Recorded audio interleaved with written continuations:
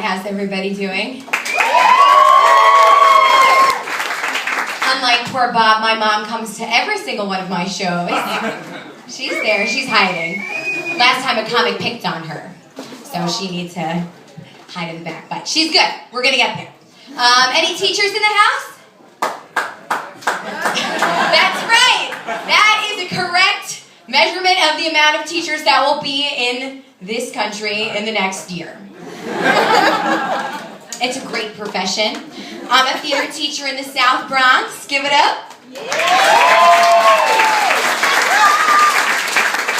Right, only 10 more days until my parole. Then my year of community service is finished. And I'll never have to go there again. You know, I didn't always start out all cynical about the whole teaching thing, but, you know, I was a bright-eyed, bushy-tailed, optimistic teacher. And then I got there on the first day, and instead of a classroom, they gave me a cart. On wheels. It's kind of hard to command the respect of the children in the South Bronx when you enter a room like this. Beep, beep.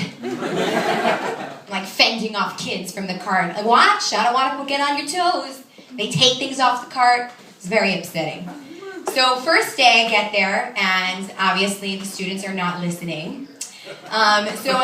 Teachers, they like to use the countdown. You know, I'm going to count down from 10 and everybody better be quiet. But I don't really have a game plan for what happens after 1.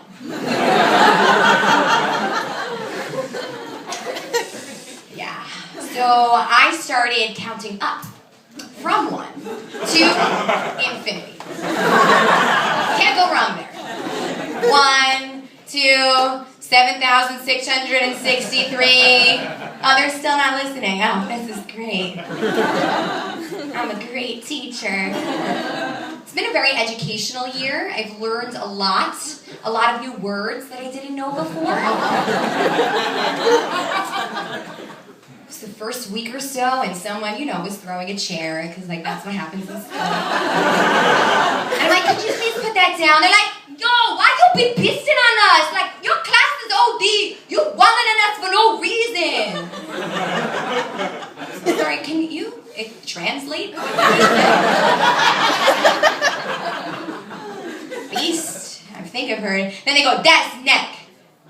The thing that connects my head to my shoulders. Is that what you're talking about? So, no, it's good because, we have all this technology in the classroom. We're an iZone innovative school with all these Apple computers that the kids, sit on. But, so I typed into Google Translator all of these words, and apparently, that's beast, wildin', OD, that's neck, all of that means we feel that you are overreacting to the situation.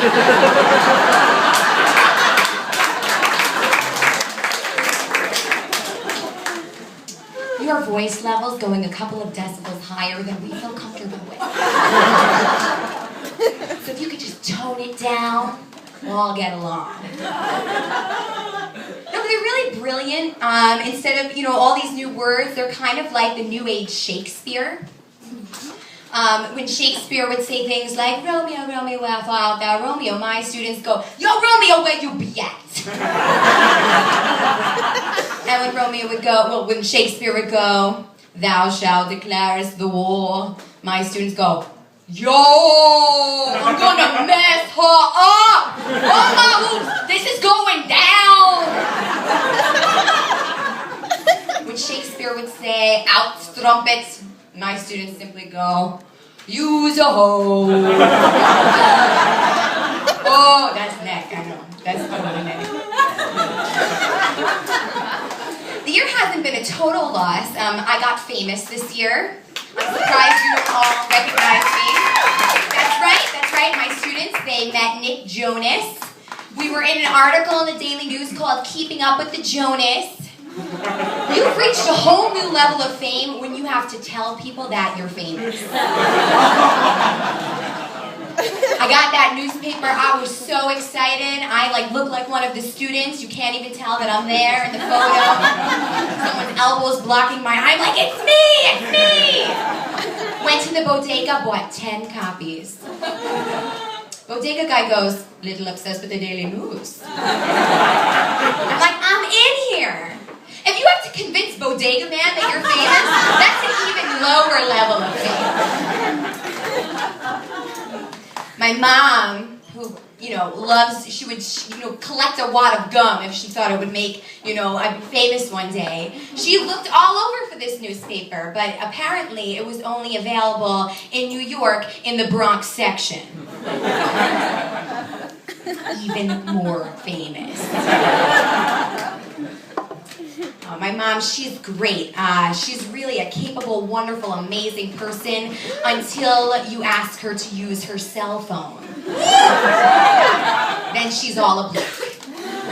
It's amazing that nothing will kind of reverse the parent-child divide like technology. My mom may have taught me how to tie my shoes, but God help me if I could teach her how to properly use her cell phone. The other day there was a technological crisis in my family. My mother's phone went on silent mode. And she didn't know what to do. She was literally frozen in fear. She called, every member of the family got to me, goes, Jessica, it's on silent mode and I don't know what to do. I've been pushing the buttons. I called your sister. Maybe you have to push the button for a little while. I was pushing the button. Gotta call the Geek Squad. Gotta return this damn Verizon phone.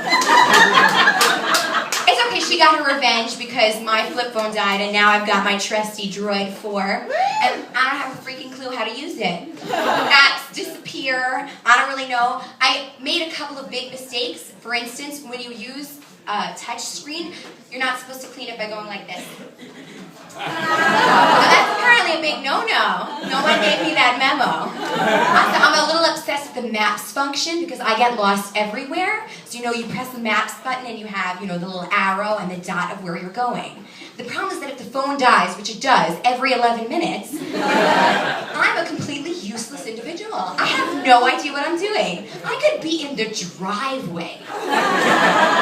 And if my phone shuts out, I will not be able to find the door to my house. Thank you so much. You've been great. My name is Schechter.